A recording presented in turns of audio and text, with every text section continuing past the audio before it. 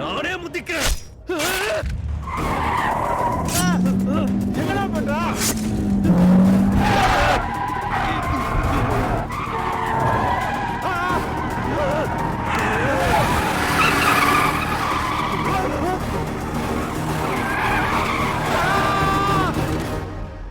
டேய் நாய, வடக்குல இருந்து வந்து நீ பிசினஸ் செஞ்சு பெரிய ஆளாவலாம், நாங்க ஆகக்கூடாதா? சாவுடா நீ மினிஸ்டர் ஏசிபி கிட்ட எல்லாம் சொன்னா என்ன புடிக்கிறவானுங்களா? சாவுடா பொறும்போக்கு.